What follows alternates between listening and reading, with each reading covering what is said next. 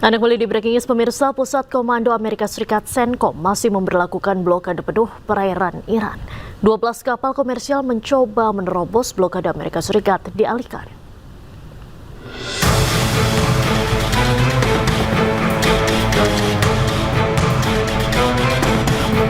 Amerika Serikat memutar balik 12 kapal komersial dan melumpuhkan 2 kapal yang dinilai tidak patuh terhadap aturan Amerika.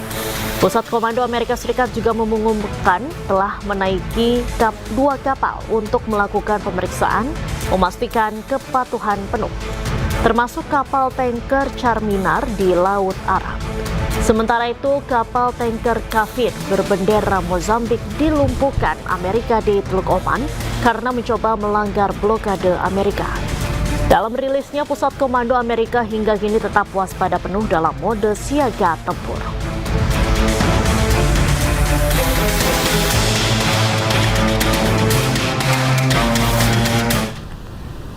Kelompok militan Yaman Houthi mengklaim telah menyerang fasilitas minyak Aramco di kota Yanbu dan Jizan. Ketegangan di kawasan Laut Merah semakin memanas setelah rudal menyerang fasilitas energi Arab Saudi.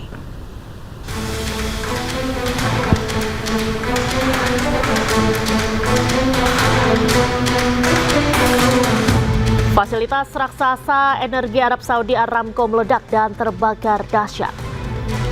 Meskipun otoritas pertahanan sipil Arab Saudi mengonfirmasi sirine peringatan sempat berbunyi beberapa kali di kedua kota tersebut, Riyadh belum memberikan keterangan dampak dari serangan ataupun kerusakan pada infrastruktur energi.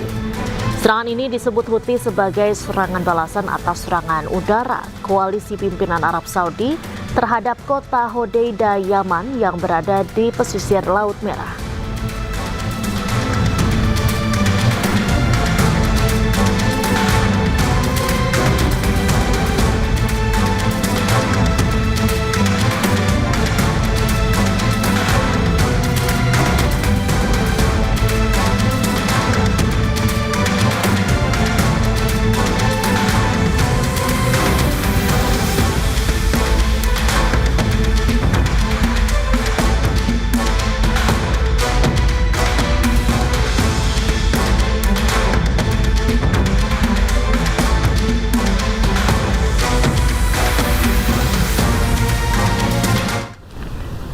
Kita informasi selanjutnya, pemirsa. Kirilovka, kawasan di Ukraina hancur lebur pasca diserang Rusia. Sejumlah bangunan dan mobil terbakar dan membuat kawasan ini luluh lantak.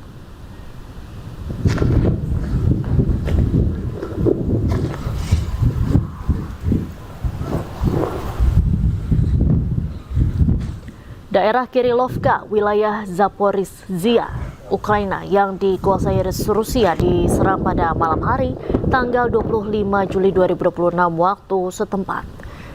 Serangan ini menghantam fasilitas tempat peristirahatan atau pusat rekreasi. Serangan rudal balistik menghancurkan bangunan dan membakar mobil-mobil yang terparkir di kawasan wisata ini. Informasi dari media setempat menyatakan bahwa 12 orang tewas dan 19 orang luka-luka. Saat ini operasi penyelamatan korban dari reruntuhan sudah dilakukan petugas darurat. Serangan ini diduga dilakukan oleh angkatan bersenjata Ukraina menggunakan pesawat nirawak atau drone.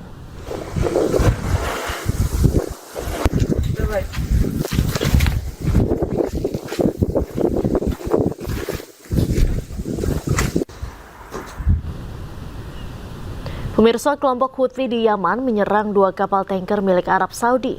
Serangan ini diluncurkan lantaran kapal Arab Saudi dianggap melanggar aturan maritim.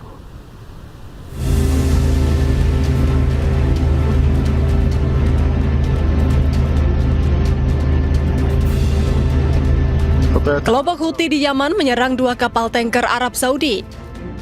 Kapal Saudi yang melanggar keputusan larangan navigasi maritim sana terlihat terbakar usai mendapat serangan dari Yaman. Kelompok Houthi mengidentifikasi kapal-kapal tersebut sebagai kapal Enselia dan Laila dengan bendera Arab Saudi. Sebelumnya, kelompok Houthi Yaman resmi menerapkan blokade laut terhadap Arab Saudi.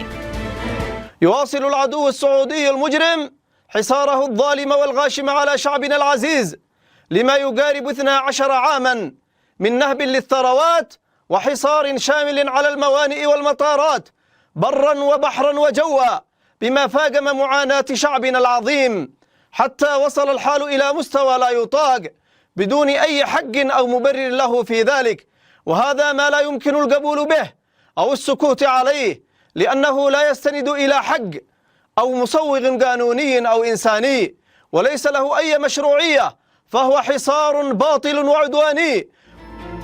Selain itu, juru bicara Houthi juga memperingatkan Riyadh jika terus menyerang Yaman maka akan mendapat balasan yang lebih keras. Pemirsa, tentara Lebanon mulai mengambil alih sejumlah wilayah di Lebanon Selatan seiring penarikan bertahap pasukan Israel. Penarikan ini dilakukan berdasarkan kesepakatan tripartit yang dimediasi Amerika Serikat di Roma.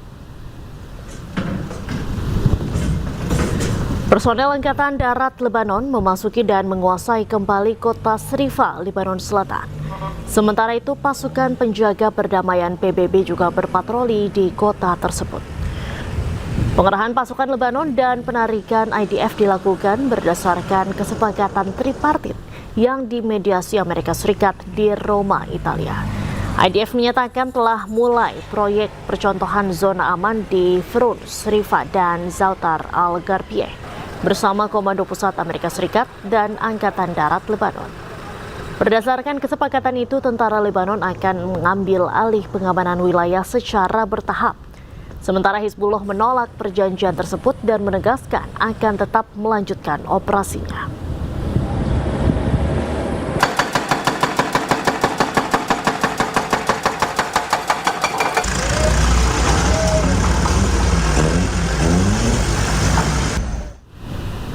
Tentara Lebanon masuk ke kota Zautar al-Gharbiyeh setelah Israel mundur. Meski mundur, Israel akan bertahan di wilayah perbatasan atau zona keamanan di Lebanon Selatan.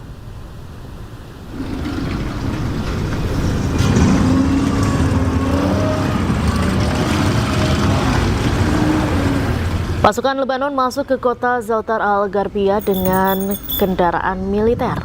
Menurut media lokal, Lebanon mengerahkan pasukannya ke wilayah selatan. Warga pun diminta untuk tidak ke kota tersebut sampai situasi stabil. Tentara Lebanon juga melancarkan operasi penghancuran amunisi yang belum meledak di dalam kota. Pasukan Israel beberapa kali menembaki tentara Lebanon dan menghambat proses ambil alih ini. Sebelumnya Israel menyatakan akan mundur dari zona percontohan dan mengawal proses pengamanan. Namun Israel akan tetap berada di zona keamanan yang berada di Lebanon Selatan.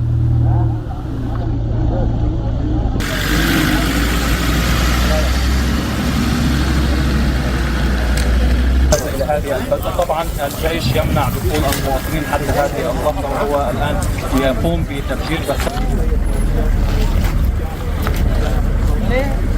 لا لانه كل صافي خامنا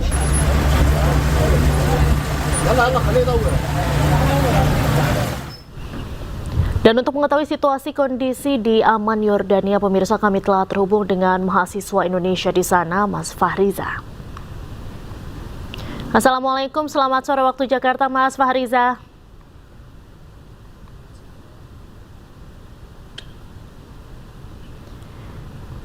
Miring dikit. Baik, selamat sore waktu Jakarta, Mas Fahriza.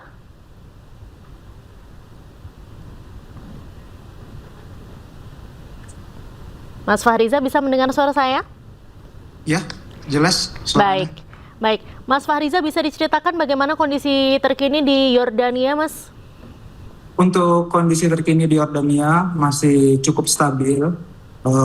Masyarakat masih beraktivitas seperti biasanya, walaupun masih terdengar sirine peringatan, tapi sirine ini hanya seringnya memperingati masyarakat bahwasannya rudal sedang menghajar Yordania, tetapi pihak Yordania sendiri mengkonfirmasi bahwasannya mereka telah berhasil mengintersepsi sebagian besar rudal-rudal yang menghantam wilayah kedaulatan Yordania sendiri. Baik, tanggapan dari warga Yordania sendiri terhadap saling serang Amerika Serikat dan Iran yang dimulai lagi pasca damai ini seperti apa, Mas? Terdapat berbagai reaksi dari masyarakat Yordania sendiri, tetapi masyarakat Yordania sendiri berharap konflik ini bakal semakin kondusif harapannya, karena ini sangat mempengaruhi faktor ekonomi dan apalagi keamanan. Mereka sangat berharap semoga konflik antara Amerika Serikat dan juga Iran tidak berdampak pada rakyat Yordania.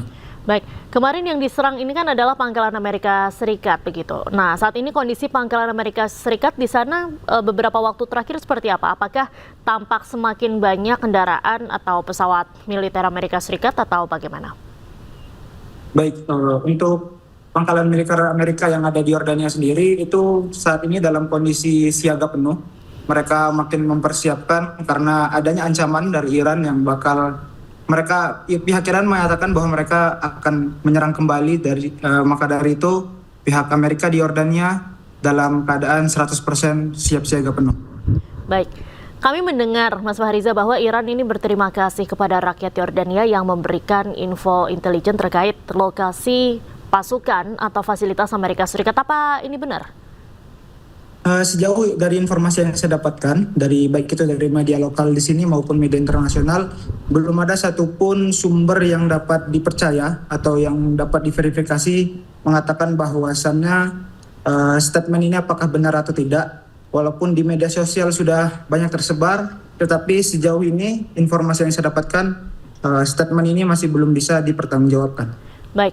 Respon dari pemerintah sendiri bagaimana Mas terkait dengan kembali memanasnya hubungan Amerika Serikat dan Iran? Apakah ada himbauan yang disampaikan kepada warga? Himbauan paling dari media lokal sendiri itu hampir setiap hari, setiap pagi bahkan setiap malam menyampaikan bahwasannya masyarakat diharapkan mengurangi pergerakan di luar ruangan, dan juga ketika sirine berbunyi diharapkan untuk kembali ke tempat aman, kembali ke rumah masing-masing. Dan Yordania dalam hal ini pemerintahnya berusaha bersikap netral, baik itu di posisi Amerika Serikat ataupun juga Iran. Baik, untuk aktivitas warga sendiri saat ini masih kondusif atau berhenti semua di sana? Untuk saat ini situasi dan kondisi karena masih aman, aktivitas sehari-hari masih berjalan seperti biasanya. Para pekerja masih kerja, terus juga mahasiswa seperti kita mahasiswa Diaspora Indonesia masih terus datang ke kampus untuk melaksanakan kegiatan belajar dan mengajar. Baik, terima kasih banyak Mas Fahriza melaporkan langsung dari Amman, Yordania. Selamat sore waktu Jakarta, salam sehat selalu Mas, tetap berhati-hati di sana. Assalamualaikum. Pemirsa, breaking news masih akan kembali sesaat lagi, tetaplah bersama kami.